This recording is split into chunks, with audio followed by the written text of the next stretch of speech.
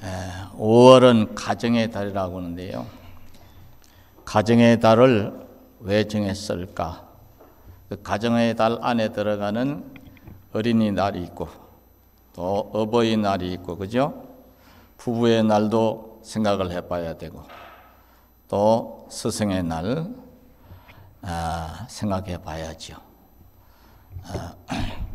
옛날에는요, 임금님과 스승님과 부모님은 동격이다, 일체다는 말을 썼어요. 그래서 군사부 일체라 한 번씩 표현으로. 사람이 어려서부터 태어나서 어려서부터 나이가 들고 철이 들기까지 한 나라를 다스리는 주권자, 국민들을 다스리는 주권자의 영향을 안 받을 수가 없고, 그래서 주권자는 나라 일을 볼 때에 국민들이 마음 놓고 편안히 생업에 종사를 하면서 전무할 수 있도록 나라 일을 잘 해나가는데 정직하게 부정부패를 저지르면 안 되지요. 권력의 힘을 빌려서 자기 뒷돈이나 챙기고 자기 반대하는 사람들을 어떻게 해치고자 이제 없는 제도 만들어서 뒤집어 씌우거나 이러면 안 되지요. 또 반대로 너만 임금이냐, 너만 대통령이냐, 저 인간 마음에 안 드니까 진작에 끌어내리고 우리가 우리 편을 좀 세워보자 해가지고 하지도 않은 짓 했다 그러고 안 한 말도 했다 그러고 그리고 큰 실수나 저지른 것처럼 일마다 잘못했다고 꼬집어 뜯고 비판을 해서 기어이 끌어내려는 이런 방법을 써가지고 나라가 혼란 속에 빠지게 하는 수도 있는데요. 나라 일을 보는 사람들이 이런 짓거리를 하면 안 된다 이 말이에요. 어린 사람들에게까지 영향을 줘서 나중에 그 아이가 어른이 돼서도 똑같은 짓을 하면 나라가 망하는 꼬라지가 나니까. 그래서 성경에서 우리에게 통치하는 자에게 주는 교훈, 가정의 가장 내지는 회사의 리더에게 주는 교훈 중에 교훈이 교회 안에서도 물론 우리가 지켜야 될 말인데, 서로 물고 먹으면은 피차에 멸망할까 조심하라.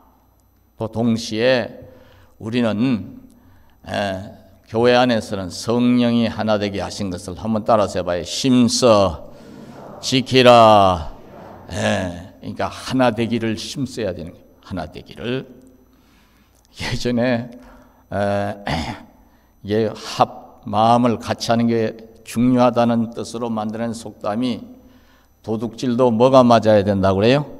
손발이 맞아야 된다고 그래요. 나라 일은 더 말할 것도 없어요. 우리나라가요, 중국이나 러시아나 북한이나 또 일본이 감히 말이라도 한 자락 함부로 못하게 하려고 하면 먼저 우리 내부가요 똘똘 뭉쳐서 하나가 돼야 돼. 하나. 이걸 통합이라는 말을 쓰는데, 통합. 생각이 달라도요 나라를 위하는 마음은 하나가 돼야 된다 이 말이에요. 6.25가 났을 때 이승만 대통령이 담화문을 라디오를 통해 발표한 게 지금도 기억이 나는데요, 그 어른들이 들려준 말씀이라. 국민 여러분, 뭉치면 살고 흩어지면 죽습니다. 지금 그 이제 생생한 역사를 지금 우리 현실 속에서도 볼 수 있잖아요. 우크라이나를 러시아가 침공을 해가지고 애꿎은 우크라이나를 침공을 해서 지금 거의 1년이 넘어갔죠. 그런데 대통령이 절대로 미국이 망명이라도 와라, 우리가 피난처를 마련해 줄 테니 안 갔어요. 나는 한 발자국도 내 나라, 내 영토 안에서 움직이지 않을 거다. 그 부인도 군복을 입고 같이 이제 버티고 있지요. 그 국민들 통합을 위해서 호소를 할 때 하나로 뭉치잖아요. 남자들은 밖에 나갔다가도 다시 나라 안으로 들어와서 한 마음 한 뜻으로 저 거대한 러시아를 어떻게 해요? 대항해서 싸우고 있잖아요. 그러니까 러시아가요, 한두 주 안에 우크라이나를 홀라당 집어먹을 줄 알았는데 1년이 가고 이제 1년이 넘어가니까 별의별 이제 수작을 다 놓고 있는데요, 택도 없는 소리요. 물론 하나님 뜻도 있겠지요. 우리가 우리 같이 작은 나라는 말할 것도 없어요. 나라를 위해서 기도할 땐 항상 우리가 하나 되게 하소서, 한 마음으로 나라 생각할 수 있는 위정자들이 되게 하소서. 따라서요, 위정자들이 싸우지 말고 한 마음으로 나라 일을 하게 해 주시옵소서. 기도해야 될 줄 아시기 바랍니다. 그 영향이 아이들에게까지 가는 거예요. 그 다음에 선생님. 요새는 선생님들이 순환을 당하는 시대라고 그래요. 뉴스에 하나 동영상을 올라온 거 보니까 어느 중학교 같던데 선생님 칠판에다 글씨를 쓰는데 애 하나가 나와 뒤통수 딱 때리더만요. 그래서 선생님 말을 못해요. 어떤 놈은 옷을 벗어 제끼고 자빠지자. 이제 한수 떠서 널브러져자. 초등학교 5, 6학년만 돼도요, 말을 못한대요. 1, 2, 3학년짜리 아이들은요, 숨밖에서 말을 잘 듣는데 뭐라고 하면 이게 스마트폰부터 켜서 한번 해보려면 해보든가 이런 식으로 나오니까 그런 이제 그야말로 아래 위도 없는 불량한 애를 누가 만들었을까? 이 나라 통치자들에게 책임이 좀 있고, 이 나라를 통치하는 위정자의 책임이 있고, 두 번째는 선생님들도 책임이 있겠지. 근데 가장 큰 책임은 부모에게 있는 거예요. 집안의 질서가 깨어지니까 아이들이 나가서 아리우가 없이 돼버린 거예요. 그래도 선생님들이 선생님으로서의 위치를 잘 지키면서 아이들을 진심으로 가르치려고 하면 얼마든지 불량한 인생이라도요, 훌륭한 사람이 되는 경우가 많이 있어요. 역사에 고비고비마다 큰일을 했던 훌륭한 이제 위인들을 보면요, 선생님을 잘 만나서 가르침을 제대로 받아서 그런 위인이 된 것을 흔하게 볼 수가 있습니다. 그러니까 여러분들 혹시라도 아이들이 선생님에 대해서 불평불만을 많아거든 들으는 주되 선생님이 선생 같잖아서 아이를 일방적으로 편차를 두고 괴롭히는 경우가 아니라면요, 그래도 선생님 말씀을 잘 들어야 되고, 선생님이 너한테 공부를 가르쳐 주시는데 선생님으로 깍듯이 잘 섬기고 인사도 잘 해야 돼. 그래 놓고 조용히 선물이라도 하나 챙겨서 찾아가서 선생님, 우리 아이가 좀 개구짖지요, 무슨 문제가 있습니까? 이렇게 상의를 하고 아이들 모르게 처리를 해야 되는데, 요새는 애 말만 듣고 일방적으로 학교에 가가지고 애들 가르치고 있는 선생을 네가 선생이야? 너 우리 애 때렸다며? 다짜고짜 머리채를 여선생 같은 경우는 끌어당기고 귀싸대기를 때리고 고소한다고 그러고, 그러면요, 애들이 보고서 뭘 배울까? 고소 고발이 우리나라에서 일본보다 더 많은 나라가, 세계에서 제일 고소 고발을 많이 하는 나라가 우리나라랍니다. 그런 거 배워서 사회에서 애가 사람 구실 하겠어요? 부모가 하는 대로 배우고 따를 텐데, 그 순간은 애가 우리 엄마가 선생님보다 세구나 우쭐해질는지 몰라도 그런 버르장머리 없는 소리 행동 배워가지고 어디 가서 붙어 있을 수 있어요. 회사에 가서 그렇게 행동하면 놔두겠어요? 언제고 회사는요, 자를 수 있는 거 다 준비되어 있어요. 사람이 잘못 안 하고 살아갈 수 있나? 실수 안 하고? 그게 안 되는 거예요. 세상에서 그런 짓 하는 부모가 아이를 망치는 1순위에 들어가는 부모예요. 조금 저속한 표현으로 제일 무식한 짓 하는 거예요. 그거 안 되는 거예요. 애들 보내서 선생님 함부로 폄하하는 말, 욕하는 거, 이거 좋지 않아요. 마치 우리 교회 집사님들이나 권사님들이 목사가 마음에 안 든다고 애들 보는 데서 목사 욕을 하고 사모님 욕하고 막 하는데, 안 보는 데서 욕을 해야지. 애들 안 보는 데서 따라서 해봐요. 안 보는 데서 욕하자. 안 보는 데서 욕해.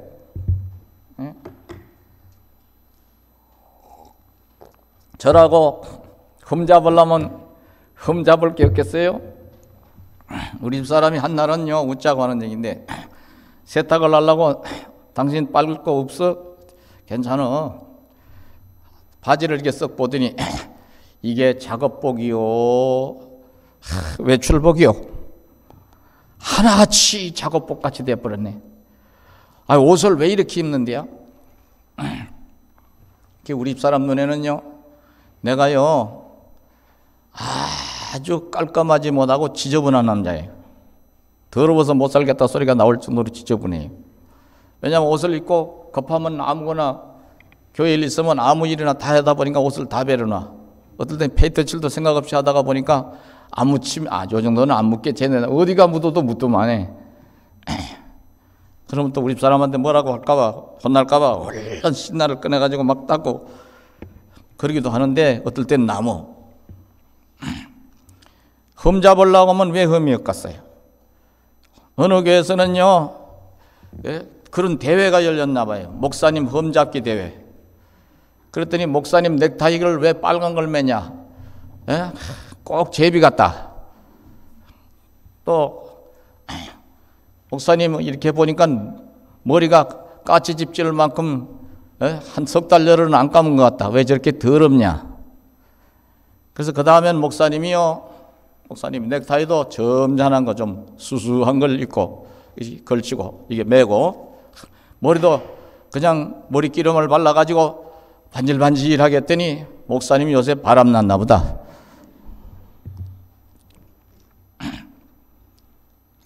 사랑의 눈으로 보고 목사님을 하나님의 종으로 주님의 대변자로 보고 말씀을 통해서 은혜 받으려고 하면 그런 일이 안 생기는데 에이구.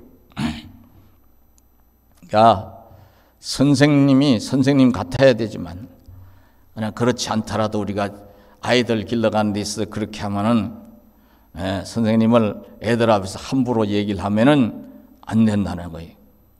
또 부부 간에도 마찬가지예요. 부모와 자식과의 관계가 제일 중요합니다. 그래서요, 군사별치란 말이 나오는 거예요. 아이들에게 가장 큰 영향을 주는 거, 거꾸로 얘기했습니다만 나라의 통치자 위정자들은 세 번째야. 그 다음에 선생님은 두 번째야. 첫 번째로 영향을 주는 게 집안에서 같이 동고동락을 하는 부모님이에요. 또 부모님이 안 계셔서 할머니 손에 클 수도 있고 할아버지 손에 클 수도 있고, 그죠? 또 보육원에서도 잘할 수가 있는데, 어릴 때 자기를 양육한 양육자의 영향을 제일 인생에 있어서 많이 받는다는 것은 교육학자나 심리학자나 다들 이구동성으로 얘기합니다. 어머니 태중에서부터 만 18세가 될 때까지의 그 받은 영향이 일생을 좌우한다는 얘기는 여러분도 잘 아실 거예요. 태교가 그래서 중요하다고 그래서 저희 어릴 때 이렇게 어른들 얘기를 들어보면요, 아기를 가지면요, 험한 거 보면 안 된대. 징그러운 거 보면 안 되고. 그리고 과일을 먹어도요, 제일 잘 익은 놈, 이쁘게 생긴 놈, 벌레 파먹은 거 말고 그런 걸 먹어야 된대. 근데 그보다 더 중요한 게 있죠, 그죠? 요 사이는요, 태교를 젊은 사람들은 어떤 방식으로 해야 되나 이렇게 봤더니 처녀 시절에 술, 담배 하는 애들이 많아요. 여기는 없을지 모르지 또. 그게 뭔지도 모르게 해요. 그런데요, 담배를 한 모금 아기를 가지고서 피면요, 아기는 담배 한 각 핀 만큼 괴롭답니다. 술 한 잔이 아니고 어떤 학자는 반 잔만 먹어도 아기는 소주 2병 먹은 것보다 더 이제 취한대요. 탯줄로 연결이 되어 있기 때문에. 그래서 엄마가 술을 홀짝홀짝 임신했을 때 자꾸 마시게 되면 아이가 어떤 아이가 머리가 쪼그라지고 성장 발달이 확실히 늦고 지능이 확실히 떨어지는 태아알코올 증후군을 가지고 태어난다고 그래요. 그렇게 지가 그따위 짓을 해서 애 인생을 완전히 어려서부터 죽을 때까지 발로 짓이겨서 불행하게 만들어 놓고, 발로 짓이겨서 불행하게 만들어 놓고, 원망은 하나님께 하네, 원망은 조상님께 하네. 이게 다 우리 조상들 때문에 그렇다고 무식한 소리 하는 거예요. 병원에 가면 대부분 알아요. 태교를 요새는 그러니까 술, 담배 절대로 하면 안 됩니다. 이거부터 해야 돼. 또 스마트폰을 그냥 버리듯 계속 그것만 하다 보면요, 애도 나오자마자 스마트폰 할지 몰라. 근데요, 태중에서야 안 그런다고 하지만 애들이요, 스마트폰을 가지고 교회 와서도요, 안 놓는 애들 특징이 부모님도 중에도 누가 그런 애들이 틀림없이 있어. 어린 애들도 보면. 그러고도 탓은 자꾸 다른 데서 탓을 돌리네? 그러면 안 되는 거예요. 근데 그 중에서 제일 중요한 게 여러분들 두 가지가 있어요. 우리 예수 믿는 사람은요. 그게 뭐냐 하면은, 여러분 내외지간에 사는 데 있어서 항상 정도 이상의 싸움질 하지 말라 이 말이야. 말 한마디로 어떻게 화가 벌떡 나서 왜 그런 소리를 내? 시끄러. 이 정도야 애들도 넘어가지. 그 정도도 조심해야 되지만 애들 보는 데서 죽이네 살리네 집어던지고 때려부시고 심지어 손찌검을 하고 머리채를 잡아채고 남편을 막 물어뜯고 또 이제 나중에는 또 그래도 분이 안 풀리니까 애들 많고 마치 저 용산으로 대통령실을 옮겨놓으니까 그 용산 대통령실 앞에서 맨날 패거리지하고 가서 대통령 나쁘다고 물러가라고 그러고 데모하는 것처럼 집안에서 그런 흉내를 그대로 내고 앉았네. 니네 아버지가 뭐가 나쁘고 죽일 놈이고 이러고 그냥 성토를 하네. 그럼 애들이요 순진하니까 그대로 지도 보고 들은 게 있으니까 수긍을 하지만요, 그 애들에게 일생에 지울 수 없는 뭘 주느냐 하면요, 우울감 내지는요 부정적인 사고 내지는 비판적 사고만 잔뜩 심어주는 거예요. 그리고 가정이라고 하는 것이 원래 그렇게 사는 거구나 이렇게 해버리면 그 아이가 시집을 가고 장가를 가도요 그대로 어려운 일 당할 때 그대로 지 엄마 아버지 싸운 그대로 행동을 하는 경우가 거의 80~90%랍니다. 보고 들은 게 그거밖에 없으니까. 싸울 일이 있어도 여보 화가 많이 나네. 내가 좀 잘못한 것 같네요. 아니면 당신이 이래해서 내가 한 소리 한 건데 그만한 일로 화가 많이 난다면 어떡해요? 이렇게 하면 애들도 그대로 한다는 거예요. 그러면 여러분 자녀들이 결혼해가지고 좀 문제가 있어도 보관해 그렇게 점잖하게 풀고 잘 살면서 이혼 안 하고 원만하게 살면서 애들 키우기를 원하셔요. 여러분들처럼 그렇게 패싸움 하듯이 편을 갈라가지고 불행한 인생을 살기를 원하세요. 애들 보는 데서는 그런 짓 하지 말라고 옛날 어른들도 그런 얘기를 하잖아요. 가정교육이 굉장히 중요합니다. 그 중에서도 부부간에 사는 모습, 그리고 어느 한쪽이 아이들을 훈육을 할 때에 당신은 뭘 잘한 게 있다고 애들을 가지고 자꾸 뭐라 그래? 그러면 그날부터 애들은 다 베린 거예요. 동시에 애들이 나중에 엄마를 패기 시작해서 아버지까지 팹니다. 일본이 우리보다 앞서서 그런 일이 일어나서 난리가 났었죠.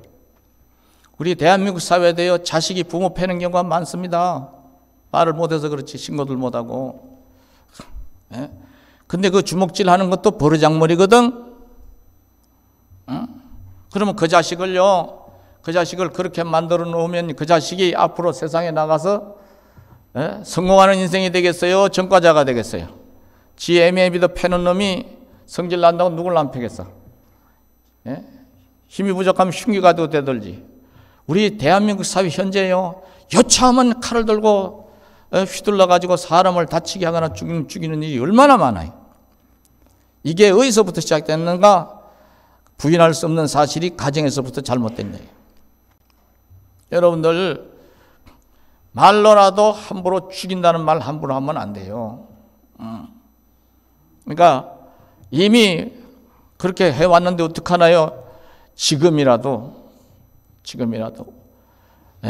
바로 잡아야 되겠지요. 그리고 아이들한테 잘못한 거 있으면 아이들한테도 네 아빠가 생각이 짧아서 니들 보내서 엄마를 함부로 무시하고 그랬다. 네 엄마가 내가 속이 상해서 생각이 짧고 무식했어. 네 아빠 욕을 많이, 네 아빠도 훌륭한 점이 있어. 아이들이요, 아이들이 말 안 해도 지 아빠가 훌륭한지 위선자인지 도둑놈인지 깡패인지 다 알아. 말 안 해도 지 엄마가 어질고 현명한 여인인지 무식하고 성질 나는 대로 애들한테 히스테리 발작을 일으키는 그런 모질인지 다 안다니까. 서로 상대방 비판 안 하는데 애들이 알아요. 저도 눈이 있고 귀가 있는데 몰라요? 그런 얘기 하지 말고 좋은 얘기 해줘서 아이들이 어린 나무도 자꾸 어릴 때 구부러지지 않게 바로 잡아주듯이 바로 잡으려고 하다 보면 그 영양, 좋은 영양을 어릴 때일수록 영양이 많이 갑니다. 나이 들어서는 바른 소리 해도 안 들어먹어. 지 자아가 발달이 돼서. 그러나 어릴 때는 잘 들어. 왜 잘 듣느냐? 엄마 아빠의 사랑 속에서 커나가고 있으니까. 그러니까 아이들을 잘 이렇게 바르게 세워나가고, 두 번째는 뭐예요? 신앙의 모본을 보이면서 신앙적으로도 잘 세워주고, 이렇게 해나가면요, 아이들이 가정에서부터 올곧게 자라니까, 또 정신적으로도 멘탈이 강한 아이, 극락한 아이로 자라니까. 아니 요새는 급히다면 지들끼리 또 자살하고 싶은 사람 모여라 해가지고 모여가지고 지난번에 4명이 한꺼번에 자살을 했다면 모여서. 조그만 어려움이 있고 속상한 일 있으면 죽는 걸로 문제를 해결하려고 하는데, 근데 그게 문제가 해결돼? 우리 기독교 신앙 관점에서 보면 문제를 해결하는 것이 아니라 더 큰 문제 속으로 지들이 뛰어드는 꼴이야. 어디로 뛰어들었어? 천당으로 뛰어들었어? 지옥으로 뛰어들었어? 지옥으로 뛰어들어간 거야. 불구덩이 속으로. 그런 것들이 사회적인 책임도 있지요. 사회적 책임도 있지만요, 가정의 부모님들 책임이 제일 커요. 제일 커요. 부모님들도 그런 영향 속에서 어린 시절을 보내서 그렇게 습관이 들어서 그렇다고 말할 수 있겠지만, 그래도 어른이 됐으니 따라서 생각을 해보고, 더군다나 교회를 나오시고 믿음을 세워나가는 하나님의 백성된 여러분과 저는요, 변명의 여지가 없어요. 우리 육신의 부모님은 나를 이렇게 버리는 것처럼 그렇게 괴롭게 하고 힘들게 하고 슬프게 했지만, 주님은 사랑이시라 나를 구원의 반열에 세워주시고 이렇게 복된 인생 살도록 말씀해 주시니, 나는 이 주님 사랑 가지고 살면서 아이들에게도 이 주님 사랑 보여주면서 신앙을 잘 세워서 어디 가든지 복되고 성공하고 승리하는 인생 만들어야 되겠다. 이렇게 마음 먹을 수 있잖아요. 또 이런 신앙의 자세가 되기를 축원하겠습니다. 오늘 본문으로 들어가기 전에요, 먼저 이 말씀을 드리는 것은 통합적으로 오늘은 한 말씀 더 드려야 되니까 마지막으로, 그러니까 임금님, 그러니까 옛날식으로 보면 임금님과 스승님과 부모님은 일체다. 군사부 일체다. 그 영향이 어린아이들에게서부터 젊은이들까지 많은 영향을 끼치는, 일생을 좌우할 만한 영향을 끼치는 자리에 있으니까. 임금님뿐만 아니라 민주주의 국가에서는, 옛날에 임금님이 독단으로 모든 걸 했잖아요. 임금님 말씀이 법이었잖아요. 그런데 우리나라 같이 자유민주주의 국가에서는 위정자들 다 포함해서 국회의원들과 높은 자리에 높은 공직에 있는 분들까지 싹 다 포함해서 우리가 생각을 해봐야 돼요. 근데 우리나라 위정자들의 모습을 지금 보면 부정적인 면이 더 강하잖아요. 그렇죠? 선생님들도 보면은요, 선생 같지 않은 선생님이 보이죠. 그러나 집안만큼은, 우리 부모의 자리에 있는 사람들만큼은 두 군데가 무너져도 가정만 안 무너지면, 부모님들만 제자리를 지키고 자기 본분을 다하고 아이들을 신앙과 주의 교양으로 잘 세워나가면은요, 세상에 두 군데가 무너져도 부모님 영향 안에서 잘 커서 귀한 인물이 될 줄로 믿으시기 바랍니다. 스승의 날을 생각하면서 오늘 본문을 잡아봤는데요, 우리에게 예수님은 구원자가 되시고 하나님의 본체가 되시니 천국의 주인이 되시지만요, 동시에 따라서 우리 인생의 선생님이시다. 근데 선생님이신데 예수님은 말씀만 하셨나? 그게 아니다는 것이지요. 오늘 여기에 보면은요, 예수님이 제자들을 다 이제 저녁을 먹고 난 다음에 겉옷을 벗고 수건을 가져다가 허리에 두르시고 대야에 물을 떠서 뭐 하는 겁니까? 제자들의 발을 씻겨주는 거예요. 그 이야기가 여기 나옵니다. 13장 4절에서 보면은요, 저녁 삽수시던 자리에서 일어나 겉옷을 벗고 수건을 가져다가 허리에 두르시고 이에 대야에 물을 퍼서 제자들의 발을 씻으시고 그 두르신 수건으로 닦기를 시작하여. 그러죠? 원래요, 유대인들의 풍습 중에 하나가 밖에서 귀한 손님이 내 집에 오시면은, 옛날엔 다 저 중동 지역 사막 지역이나 더 그랬겠죠. 신이라고 하는 게, 신발이라고 하는 말을 쓰겠는데 우리는 신발이라고 하는 게 샌들 종류, 샌들. 우리로 말로 다시 뭘로 표현을 해야 돼? 슬리퍼라고 해야 되나요? 그런 샌들 종류. 그러니까 한참만 걸으면 발에 뭐가 많이 묻죠? 흙먼지가 많이 묻겠죠?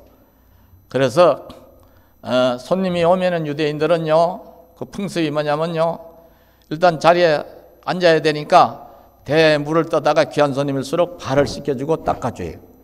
동시에 손 씻을 수 있는 물을 줘요. 왜냐하면 우리는 젓가락, 옛날부터 젓가락, 숟가락 있지만 저 사람들은요, 빵을 손으로 뜯어가지고 찍어서 고기도 손으로 먹잖아요. 손 씻을 물을 주는 게 예의였어요. 손님에 대한 첫 번째 대접, 예의였어요. 그런데 항상 귀한 손님, 내가 꼭 대접을 해야 될 나보다 더 나은 위치에 있는 손님들에게 이런 이제 대접을 하는 게 풍습입니다. 그런데 여기서는 예수님이 제자들의 발을 씻겨주시니까 거꾸로 하는 거예요. 그러니까 베드로가 놀래가지고 우리가 선생님 발을 씻겨드려야 되는데 선생님이 어떻게 우리 발을 씻겨주십니까? 그건 안 됩니다. 그게 이제 황성에서 거부하지요. 그러니까 이제 7절 8절을 한번 읽어보는 게 좋겠어요. 7절 8절 요한복음 13장 7절 8절 눈 밝으신 분들 다 같이 시작. 예수께서 대답하여 이르시되 내가 하는 것을 내가 지금은 알지 못하나 이후에는 알리라. 베드로가 이르되 내 발을 절대로 씻지 못하시리다. 예수께서 대답하시되 내가 너를 씻어주지 아니하면 내가 나와 상관이 없느니라. 그러니까 이해가 안 가지만 네가 시간이 지나면 알게 될 것이고, 그래도 선생님한테 감히 내 발을 못 내밀겠습니다. 그러면 너하고 나하고는 상관이 없는 거고, 이건 영적인 문제지요. 죄 씻음의 문제이기 때문에 주님이 우리의 죄를 씻겨주는 것을 우리가 거부하는 자리에 서면은 우리는 주님과 상관이 없는 자리에 서는 거예요. 따라서 우리의 죄는 주님만이 깨끗하게 씻겨주실 수 있으니까, 사함을 주실 수 있으니까 믿으시기 바랍니다. 여기서는 이제 육신의 발을 씻겨주는 것을 통해 영적인 것을 교훈하면서 동시에 또 한 가지 교훈이 있습니다. 그게 뭐냐면 높은 자가 낮은 자를 섬기는 섬김의 예를 보여주는 거예요. 하나님의 나라는, 따라서요, 하나님의 세계는 섬김의 세계다. 그래서 이 장면을 보여주고 오늘 본문에 13절 14절을 한번 같이 다시 읽어보십시다. 시작. 너희가 나를 선생이라 또는 주라 하니 너희 말이 옳도다. 내가 그러하다. 내가 주와 또는 선생이 되어 너희 발을 씻었으니 너희도 서로 발을 씻어주는 것이 옳으니라. 내가 너희에게 행한 것 같이 너희도 행하게 하려 하여 본을 보였노라. 본을 보였노라. 그러니까 육신의 우리 삶의 날들 속에서도 그 어떤 경우에도 우리 인간관계 조직 속에서 이제 활동을 하든 집에서 이제 가족끼리 살아가든 어떠한 인간관계에서는 우리 그리스도인의 삶은 항상 섬김의 삶이구나. 따라서 서로 사랑으로, 주의 사랑으로 서로 섬김의 삶을 이루어가는구나. 그러니까 일방통행이 있는 거예요, 없는 거예요? 없는 거예요. 나는 남편이니까, 너는 여편이니까 무조건 여자는 남자한테 잘하는 게요. 이건 일방통행이에요. 성경에서는 그렇게 말하지 않고 서로 잘하라 이 말이에요. 따라서 서로 사랑하라. 그렇죠. 나는 아빠니까, 나는 엄마니까, 너희는 자식들이니까 무조건 자식은 부모한테 잘해야 되는 게요. 아니요. 아니요.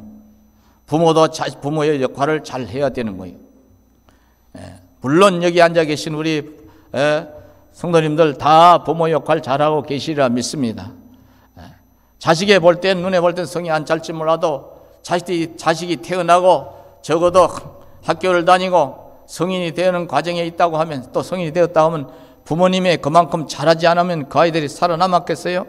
잘한 거요. 자식의 입장에서는요, 항상 부모님을 감사하게 생각해야 되는 거고, 부모의 입장에서는 주님의 말씀에 비추어서, 주님이 보여주신 그 본에 비추어서 내가 우리 아이들에게 아직도 부모 역할을 제대로 못한 부분이 있구나, 이런 걸 깨달아야 되겠죠.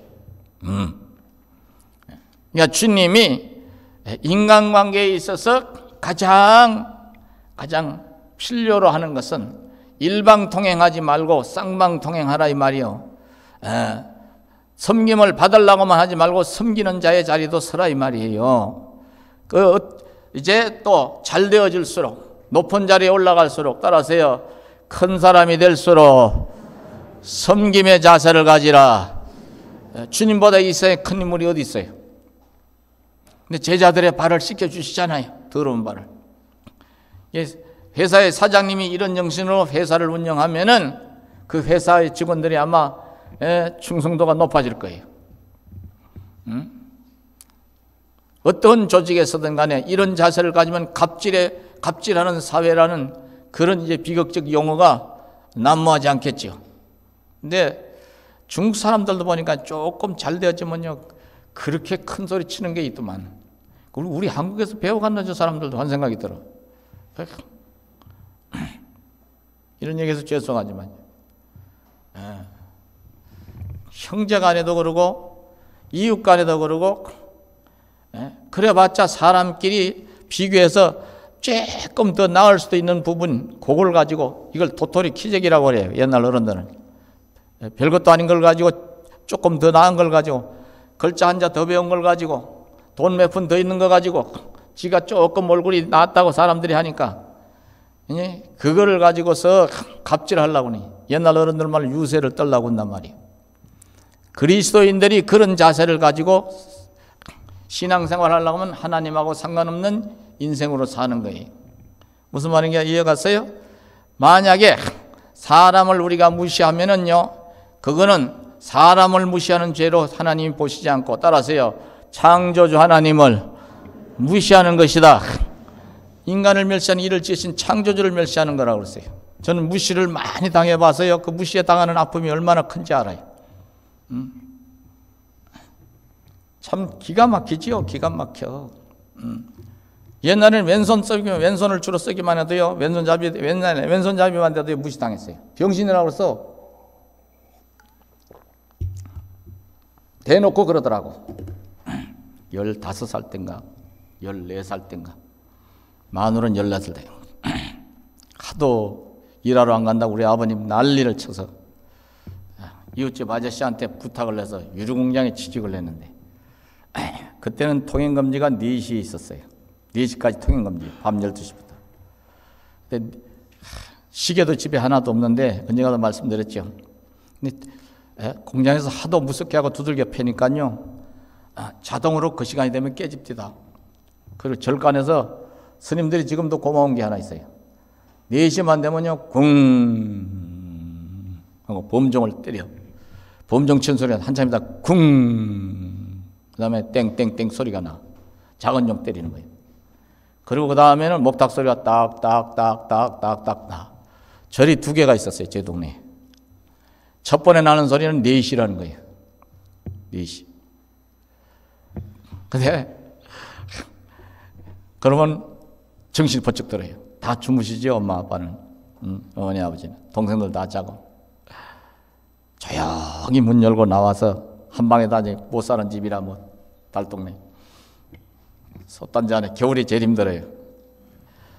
몰래 솥뚜껑 열어가지고 밥 하나 넣어놓은 거 그거 꺼내서, 옛날엔 냉장고 없잖아요. 찬장이라고 해서 찬장. 이렇게 열면 나무로 만든 책장 같은 거. 김치, 고추장, 된장은 기본으로 있는 거니까 나머지는 없어도. 김치 해가지고. 근데요, 배가 고파도 밥이 안 넘어가요. 새벽에 너무 일찍 깨면. 그럼 물에 말아가지고 후루룩 삼키면서 김치 한 조각 먹으면 넘어가. 그때 안 먹으면 12시까지 굶어야 돼. 내가 이런 얘기 그냥 청성맞게 하는 거는 여기 어린 사람들도 앉아 있으니까 밥 투정하지 말라고. 제일 맛있는 밥은 저 롯데호텔, 7승급 롯데호텔 스카이라운지에서 먹는 밥이라고, 배고플 때 먹는 밥이라고. 1번이요, 2번이요? 2번이요. 북한에서 굶어 죽기 싫어서 탈출한 사람들 얘기를 들어봐요. 우리가 얼마나 호강에 바쳐 사는가. 그리고 출근표를 꼭 가지고서 죽어라고 뛰어가야 돼. 늦어도 5시까지는 가야 돼. 가가지고 출근표 도장 찍고 그 일할 주변을 싹 다 청소해. 그리고 이게 딱 두 손 모고 있으면 이제 어른들이 한 5시 15분이나 이렇게 되면 와. 그럼 인사하고 작업 들어가. 5시 반부터. 그러면 저녁 5시 반까지 하루 종일 뛰어다녀야 돼. 점심시간은 40분이에요. 내 기억으로는 30분에 40분에 40분. 하루 12시간 정도 일한 것 같아요.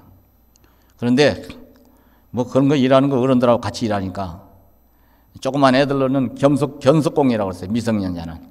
원래 못 쓰게 돼 있어, 노동법으로. 그래서 다 쓰는 거예요. 그런데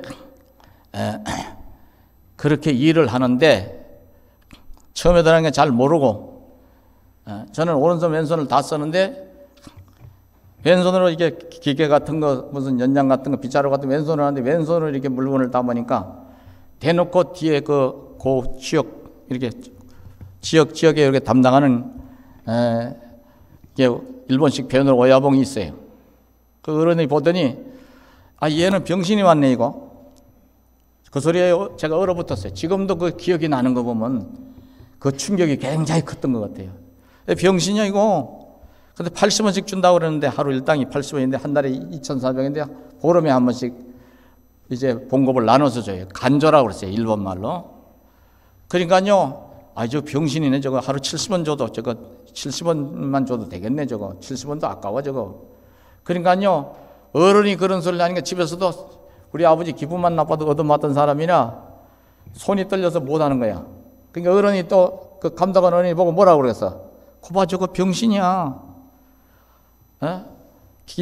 그러지 않아도 긴장이 되는데 병신이라고 하니까 긴장이 더 됐어. 그래 일을 덜덜덜 떠니까 거봐 저거. 사람을요 그렇게 어린 애를 발로 밟아버리는 경우를 제가 당해보니까요, 이야 세상에 이런 거구나. 심부름을 하는데 걸어갔다 왔다고 물을 유리공장에서 계속 더우니까 물을 계속 떠다 날라야 돼. 수돗물을 어른 떠다 드려야 돼요. 천천히 가서 이렇게 물 받아가지고 떠다 줬더니 그 불 사용한 젓가락으로 후려치는데 이 반팔 입은 후려치는데 여기 연기가 나더라고. 안 믿어지죠? 지져버려요. 그런 일들을 겪어봤어요. 이게 얼마나 일본 놈들 그 도제식으로 공장이 외정시대에 훈련이 됐는지 그 식으로 공장이 돌아가더라고, 시스템이. 말 안 듣는다고 삽으로 패는데 삽으로 어른이 삽으로 때리면 애들이 저만큼씩 나가 떨어지죠. 거짓말 같죠? 덩치가 작으니까. 근데 그게 그렇게 안 해도 되는데, 너는 왼손잡이구나. 이게 불에 데일 수도 있으니까 오른손으로 하는 것보다 왼손으로 하는 게 더 나을 수도 있고 더 힘들 수도 있는데 정신 차리고 잘하거라 이렇게 하면 되잖아요. 다짜고짜 병신이 왔다는 거예요. 그러니까 여러분들 말 한마디 여러분 생각 속에 있는 것들이 말로 표현될 때 다 생각해보고 말할 수는 없더라도 남을 무시하려고 하는 입장에서 말을 하려고 할 때는 조심해야 될 줄로 아시기 바랍니다. 따라서 말은 가려서 해야 되는데 가정의 달이니까 이런 말씀을 한번 드려보는 거예요. 내외지간에도 막소리는 하지 말라 이 말이에요. 막 가는 소리는. 애들 앞에서 서로 무시하는 말 하지 말고요. 이걸 그렇게 가르쳐도 어떤 사람은 안 들어먹어. 이미 인이백에서 그런 건지 쇠뇌가 돼서 그런지. 반말하는 걸 가지고 얘기하는 게 아니에요. 험한 욕하거나 애들 보내서 무참하게 인격조차 밟아버리는 이런 짓도 하지 말라 이 말이에요. 따라서 존중이 있어야 애들도 그걸 배워서 어디 가든지 남을 존중할 줄 아는 사람이 되는 줄로 아시기 바랍니다. 주님이 이 무식한 제자들의 발까지 씻겨주시면서 창조주 하나님의 본체가 된 주님이 너희들도 이렇게 살아야 돼. 하늘 아래서 주님보다 더 높은 그런 존재가 어디 있어요? 만유의 주가 되시는 주님도 하찮은 제자들의 발을 씻겨주시면서 너희들도 서로 이렇게 살아라 하는데 가장 큰 교훈, 가장 이제 온전한 모본의 교훈을 우리 주님이 주고 계시는 거예요. 그러니까 우리가 예수쟁이 하나님 백성으로 살아가는 데서 가장 중요한 삶의 태도는 따라서 해봐요. 주님이 보여주신 대로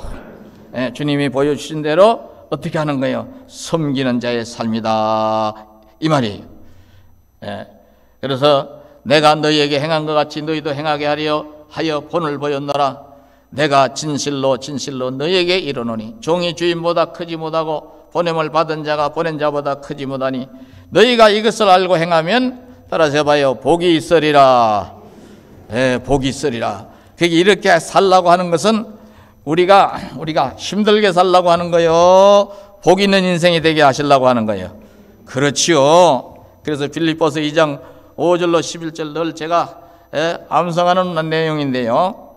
한번 읽어드리고 마치겠습니다. 너희 안에 이 마음을 품어라. 곧 그리스도 예수의 마음이니 그는 근본 하나님의 본체시나 하나님과 동등됨을 취할 것으로 여기지 아니하시고 오히려 자기를 비워 종의 형체를 가지사 사람들과 같이 되셨고 사람의 모양으로 나타나사 자기를 낮추시고 죽기까지 복종하였으니 곧 십자가에 죽으심이라. 이러므로 하나님이 그를 지극히 높여 모든 이름 위에 뛰어난 이름을 주사 하늘에 있는 자들과 땅에 있는 자들과 땅 아래에 있는 자들로 모든 무릎을 예수의 이름에 꿇게 하시고 모든 입으로 예수 그리스도를 주라 신하여 하나님 아버지께 영광을 돌리게 하셨느니라. 아멘. 여러분과 제가 어떤 마음을 품고 살아야 된다 결론으로 따라서요. 그리스도 예수님의 마음, 그리스도 예수의 마음을 품고 살아야 될 줄로 아시기 바랍니다.